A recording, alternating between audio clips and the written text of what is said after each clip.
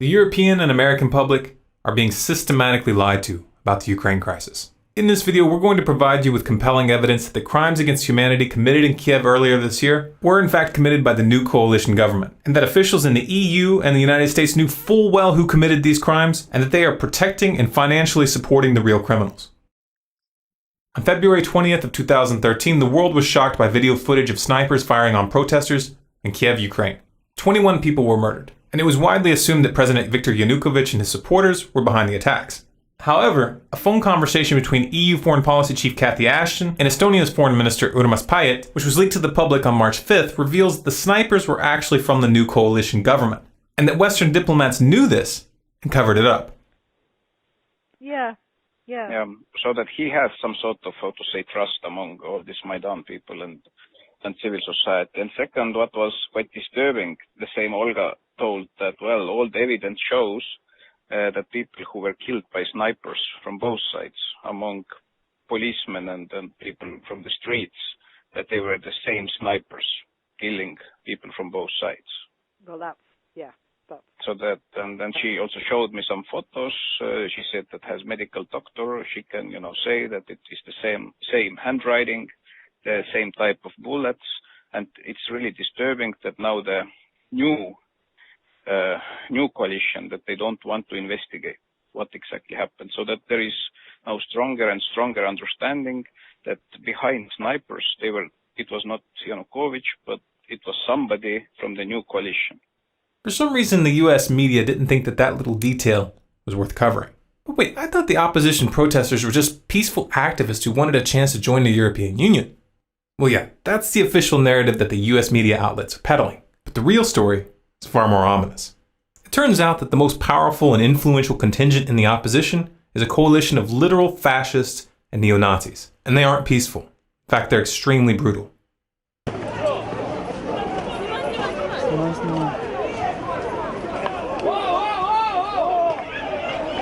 The most prominent among these extremist groups is an organization called Svoboda. The Svoboda Party, which traces its roots to the Ukrainian Partisan Party of World War II, was loosely allied with Nazi Germany. Until 2004, Svoboda had been called the Social Nationalist Party, a deliberate reference to the National Socialism of the Nazis. And we're not throwing the term neo-Nazi around here as an empty slur. The leader of Svoboda, Oleg Tyahnybok, has openly targeted Jews and ethnic Russians in Ukraine for many years. In 2004, he was kicked out of Viktor Yushchenko's government for a speech calling for Ukrainians to fight against a, quote, Muscovite Jewish mafia. And in 2005, he signed his name to an open letter to the leadership of Ukraine entitled, Stop the Criminal Activities of Organized Jewry. And none of this was a secret. The BBC was already reporting on the danger that Svoboda's rise posed back in 2012. And the EU passed a resolution that same year condemning Svoboda as, quote, racist, anti-Semitic, and xenophobic. Yet somehow the US government thought it was appropriate to back these extremists. This is a picture of Victoria Nuland from the US State Department meeting with Oleg Tyahnybok in February. And this is a picture of Senator John McCain sharing a stage with Tyahnybok in December. But why would the US government work with neo-Nazis? Because they thought that they could control the situation. They thought that they could install their puppets behind the scenes and manipulate the situation in their favor. That same Victoria Nuland who met with Svoboda in February was caught on another leaked call discussing who they would put in power. What do you think? I think we're in play. The Klitschko piece is obviously the complicated electron here, especially the announcement of him as deputy prime minister. And you've seen some of my notes on the troubles in the marriage right now, so we're trying to get a read really fast on where he is on this stuff. But I think your argument to him, which you'll need to make, I think that's the next phone call we want to set up, is exactly the one you made to Yachts. And I'm glad you sort of put him on the spot on where he fits in this scenario. And I'm very glad he said what he said in response. Good. So I don't think Klitsch should go into the government. I don't think it's necessary. I don't think it's a good idea.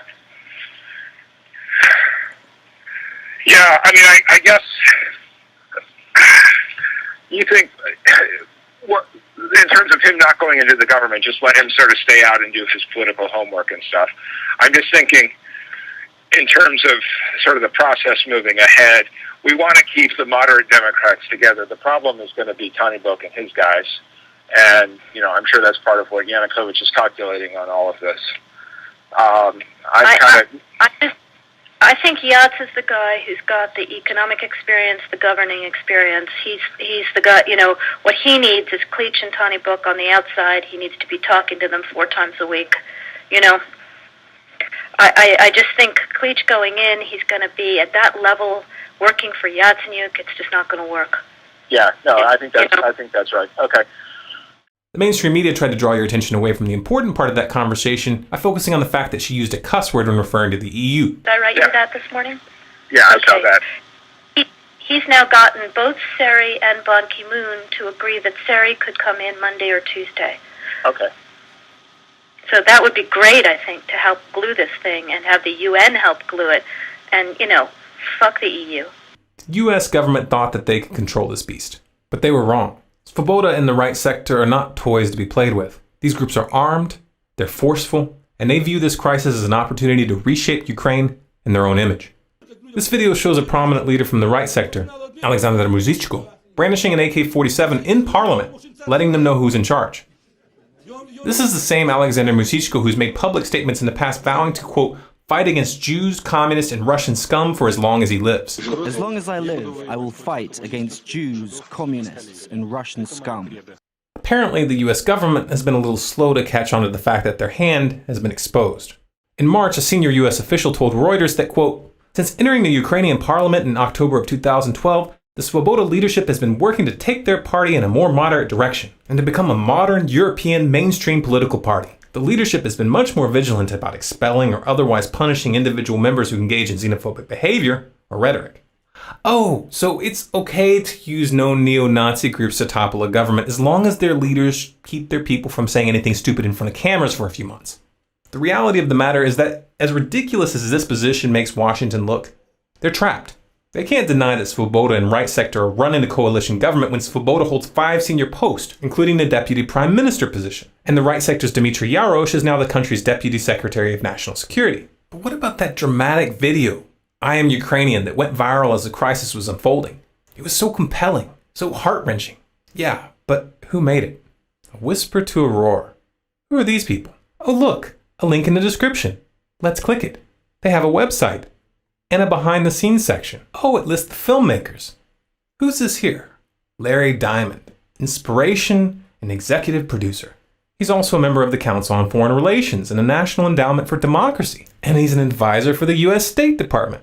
You know the funny thing about the National Endowment for Democracy? Is that even though they call themselves an NGO, they get virtually all of their money from the U.S. federal government. You can easily verify this by downloading their annual financial disclosures. I'm sure it's just a coincidence that the NED has been pouring massive amounts of money into Ukraine to, quote, strengthen democracy and civil society. That sounds nice, doesn't it? Democracy, civil society. Of course, by now you've realized that when they talk about spreading democracy, what they really mean is regime change. And they are willing to work with the most despicable elements when it's expedient. This is exactly the same game as they played in Syria. The US government funded known extremists, literal terrorist organizations who have been documented massacring whole towns. And even after those extremists used sarin gas on thousands of civilians and got caught by the UN, Washington still covered for them. Even to this day, they are still funding those murderers. They are still training them. And they are still sending them weapons. There's a word for that. State-backed terrorism. But the situation in Ukraine didn't unfold as planned.